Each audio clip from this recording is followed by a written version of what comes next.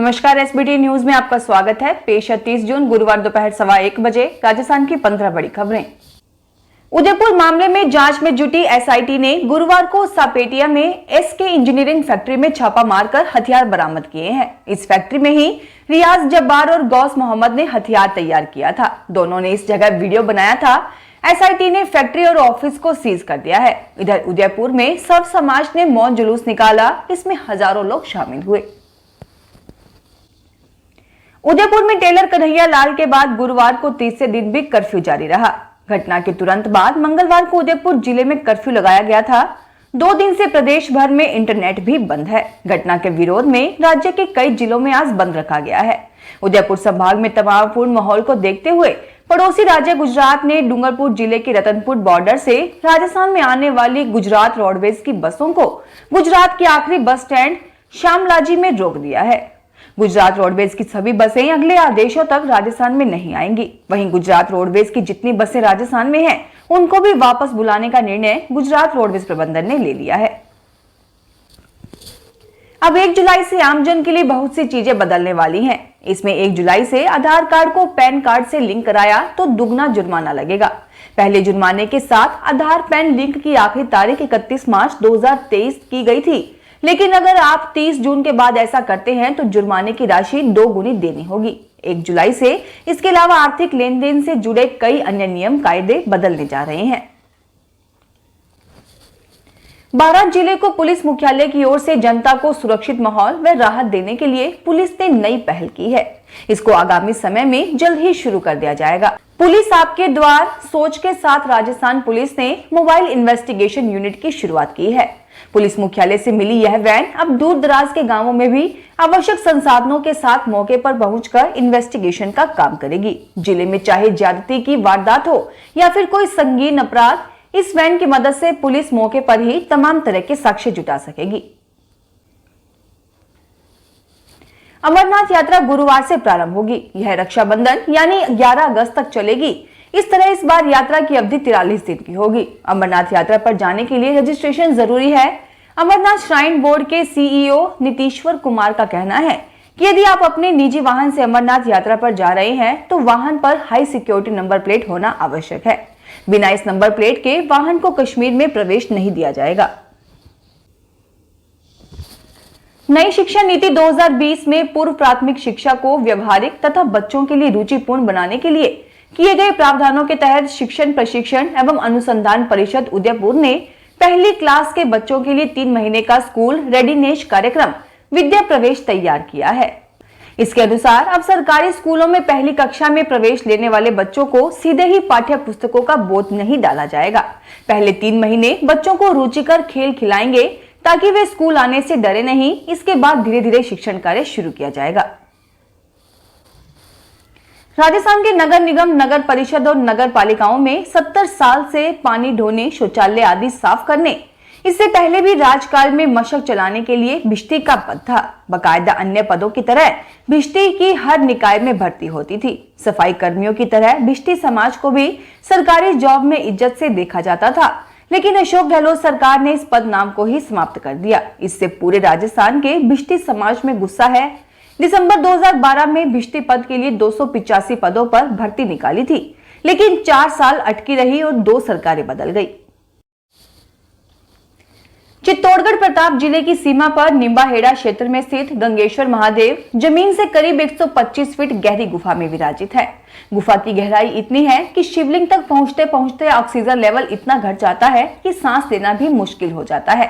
करीब 1130 साल पुराना माने जाने वाले इस प्राकृतिक और धार्मिक स्थल की दूसरी खासियत ये भी है कि बरसात के दिनों में पूरी गुफा में पानी भरने से दर्शन बंद हो जाते हैं। बम्बोरी रघुनाथपुरा गांव में भगवान भूतनाथ शमशान में यह मंदिर संवत 949 में निर्मित हुआ था। जयपुर सहित कई जिलों में बुधवार को हुई बारिश गुरुवार सुबह तक जारी रही। बारिश से लोगों को उमस भरी गर्मी से राहत मिली। वहीं मंगलवार को कोटा, उदयपुर, भरतपुर और अजमेर संभाग के कई जिलों में 3 इंच तक बारिश हुई। मौसम केंद्र जयपुर ने बताया कि अगले 3 दिन प्रदेश में बारिश का दौर जारी रहेगा। उधर एक्सपर्ट्स का कहना है कि प्रदेश में स्थितियां अनुकूल बनी हुई हैं और ऐसे में राजस्थान में मानसून कभी भी प्रवेश कर सकता है। राजस्थान पुलिस ने कांस्टेबल के पदों के लिए 2 जुलाई 2022 को होने वाली पुनः परीक्षा में शामिल होने वाले उम्मीदवारों के लिए प्रवेश पत्र जारी कर दिए हैं। उम्मीदवार जो भी इस परीक्षा के लिए शामिल हो रहे हैं वे राजस्थान पुलिस की आधिकारिक वेबसाइट पर जाकर अपना एडमिट कार्ड डाउनलोड कर सकते हैं। उदयपुर कन्हैयालाल हत्याकांड के बाद पूरे राजस्थान में की गई नेटबंदी से अकेले जयपुर में करीब 1000 करोड़ रुपए का कारोबार प्रभावित हुआ है। वहीं बात अगर पूरे राजस्थान की करें तो यह आंकड़ा 6 से 7000 करोड़ तक जाता है।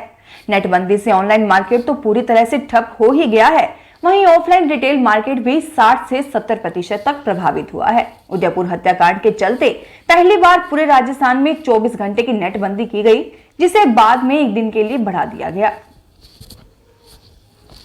रसदार, रसीले व स्वाद से भरपूर आम व अचार मुरब्बा का नाम आते ही मुंह में पानी आ जाता है। भुसावर के आम व अचार मुरब्बा का स्वाद देश विदेश में आज भी पहचान बनाए हुए है। भरतपुर का अचार विदेशों में भी चटकारे के साथ खाया जाता है, लेकिन जलवायु परिवर्तन व भूजल स्तर की गिरावट के चलते आधे से बागों में या तो पेड़ सूख गए या फल न देने के कारण उखाड़ दिए गए। क्षेत्र का भूजल स्तर गिरने के साथ ही जलवायु परिवर्तन के कारण भुसावर में आम का फल मसलन कलमी, देसी टपका, केसर, लंगड़ा, चूसा, तोतफरी, लखनवी दशहरी आदि का फल विलुप्त हो रहा है। इससे किसान चिंतित है।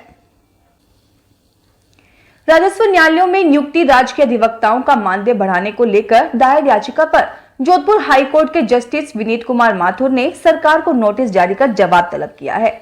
इस मामले में अब 11 जुलाई को फिर सुनवाई होगी। याचिकाकर्ता नवल सिंह दहिया की ओर से अधिवक्ता बलजिंदर सिंह संधू ने कोर्ट को बताया कि इन्हें समय पर भी मानदेय का भुगतान नहीं हो पाता है। कोर्ट को यह भी बताया गया कि राजस्व बोर्ड में राजकीय अभिभाषक व अतिरिक्त राजकीय अभिभाषक का एक पद है। इन्हें 3400 रुपए प्रतिमाह मानदेय दिया जाता है। आईआईटी में दाखिले के लिए लड़कियों की सुपरन्यूमेनरी सीट्स व माइनिंग इंजीनियरिंग में गर्ल्स के एडमिशन के प्रावधान का बड़ा असर आईएसएम धनबाद के नामांकन पर देखने को मिलता है। केंद्र सरकार ने Indian schools of mines ISM को साल 2016 में आईआईटी का दर्जा दिया था। वहीं साल 2018 से लड़कियों को इंजीनियरिंग संस्थानों में माइनिंग इंजीनियरिंग में दाखिला मिलने लगा था। इसके बाद से लगातार इस संस्थान में लड़कियों का एनरोलमेंट बढ़ रहा है। कंप्यूटर अनुदेशक भर्ती में चयन की योग्यता के लिए न्यूनतम प्राप्तांक को लेकर कार्मिक विभाग ने कर्मचारी चयन बोर्ड को स्पष्टीकरण भेजा है। इसमें साफ कहा गया है कि पिछले साल जारी की गई राजस्थान शिक्षा राज्य एवं अधीनस्थ सेवा की अधिसूचना का पालन करते हुए भर्ती हो। अधिसूचना के बिंदु संख्या 28 में कहा गया है कि ऐसे अभ्यर्थी जिनके प्रत्येक पेपर में 40% से कम अंक आएंगे, नियुक्ति अधिकारी ऐसे अभ्यर्थी की नियुक्ति की सिफारिश नहीं करेगा। इसमें SC/ST कैटेगरी को 5% की छूट दी गई है। पिछले साल RPSC द्वारा आयोजित व्याख्याता भर्ती में भूगोल में एक ऐसी महिला अभ्यर्थी का चयन हो गया था जिसे माइनस में अंक मिले थे। फिलहाल इस बुलेटिन में इतना ही। फिर हाजिर होंगे और बड़ी खबरों के साथ। अगर आप भी अपने आसपास की छोटी बड़ी और महत्वपूर्ण खबरों से अपडेट रहना चाहते हैं तो सब्सक्राइब कीजिए हमारे चैनल SPT न्यूज को और प्रेस कीजिए बेल आइकन पर।